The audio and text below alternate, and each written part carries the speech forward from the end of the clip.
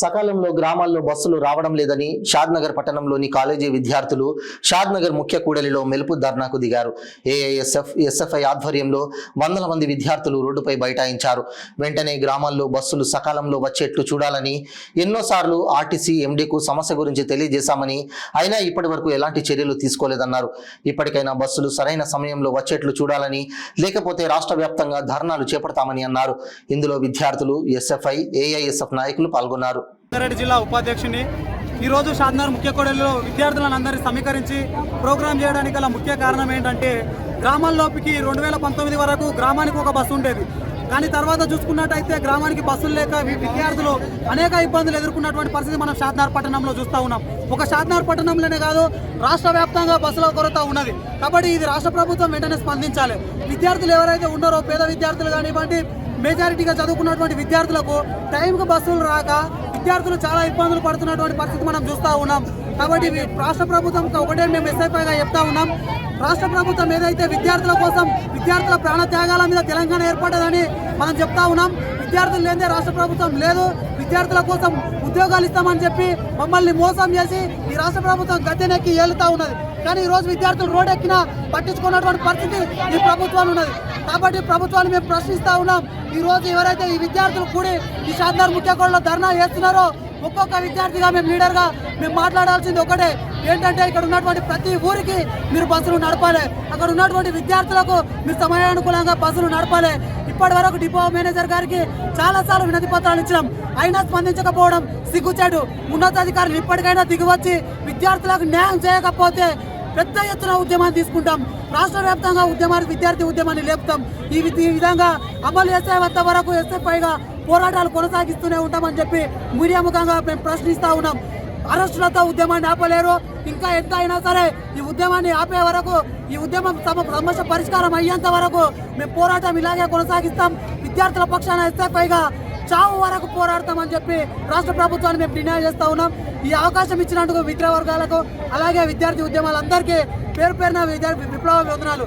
అవి గుద్దుకొని మనుషులను చంపేస్తున్నారు. అంటే యాక్సిడెంట్ చనిపోతూ ఉన్నారు. అంటే బస్ కెపాసిటీ ఎంతైతే ఉంటుందో అంతే ఎక్కించుకొని రాష్ట్ర ప్రభుత్వం చొరవ తీసుకోవాలి. కానీ ఇవాళ రేపు ఒక్క బండి పైన ట్రిపుల్ రైడింగ్ అంటేనేమో 1500 రూపాయల ఫోటోలు కొడతా ఉన్నారు. నేడు రాష్ట్ర ప్రభుత్వం బస్సు కెపాసిటీ 60 మంది ఉంటే 120 మంది, 150 మందిని ఎట్లా నిలబెడతారండి? ఎట్లా? ఇది ఎక్కడ అన్యాయము? బండి పైన వెళ్తేనేమో 1500 ఫైన్ వేస్తారు. అదే ప్రభుత్వం బస్సులో 150 మంది వేస్తే ఎవరు పట్టించుకోవాలి? దాని పరిష్కారం ఏంది? ఎవరు ఫైన్ వేయాలి? మాతో ప్రభుత్వం అంటేనే ప్రజలు లేని ప్రభుత్వం ఎట్లా ఏర్పడింది అని నేను ప్రశ్నిస్తా ఉన్నాం ఏఎస్ఎఫ్ షాద్నగర్గా.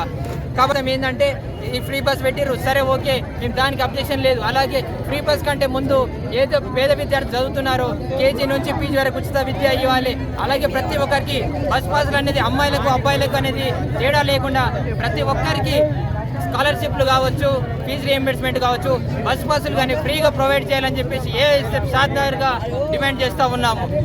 బస్సు మాత్రం ప్రొవైడ్ చేయాలి, మాకు కావాల్సిన న్యాయం అంతే.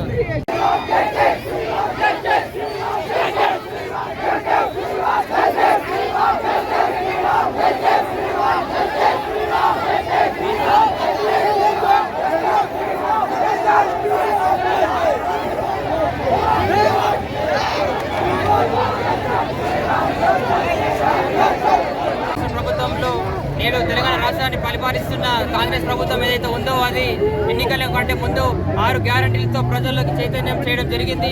ఆగా ఫ్రీ బస్ అనేది కూడా ఒకటి ఉంది. కాబట్టి ఏదైతే ఫ్రీ బస్సులు అమల్లోకి వచ్చినప్పటి నుంచి పేద విద్యార్థులకు కావచ్చు, గవర్నమెంట్లో చదివే విద్యార్థులకు కావచ్చు, ప్రైవేట్ పిల్లలకు కావచ్చు, ఎవరికైనా సరే సరైన సమయానికి బస్సులు రాక కాలేజీల్లో ఒక్కొక్క క్లాస్ మిస్ అవుతారు, ఒక్క ఫస్ట్ పీరియడ్ అనేది మిస్ కావడం జరుగుతుంది. కాబట్టి ఇలా మిస్ అవ్వడం వల్ల వాళ్ళు నెక్స్ట్ క్లాస్లో ఒక ఎంట్రీ అయిన తర్వాత ఫస్ట్ క్లాస్లో ఏదైతే ఉందో అది అర్థం కాకుండా ఎంతో మంది విద్యార్థులు ఇలా గవర్నమెంట్లో చదువుతున్న విద్యార్థులు అనేక ఇబ్బందులకు గురవుతారు. కాబట్టి రాష్ట్ర ప్రభుత్వం ఏదైతే ఉందో ఊర్లలోకి పంపించే బస్సులు బంద్ చేసి మన హైదరాబాద్ కావచ్చు, మాబ్నర్ సైడ్ కావచ్చు, ఇక్కడ సైడ్ వేసి ఊర్లలో పల్లెటూర్లకు కావచ్చు, చిన్న చిన్న గ్రామాలకు కావచ్చు, ఆ గ్రామాలకు బస్సులు పంపకుండా నేడు పిల్లలని 10-10:30 అవుతున్నా కూడా అదే బస్ స్టాండ్లో నిల్చోవడం జరుగుతుంది.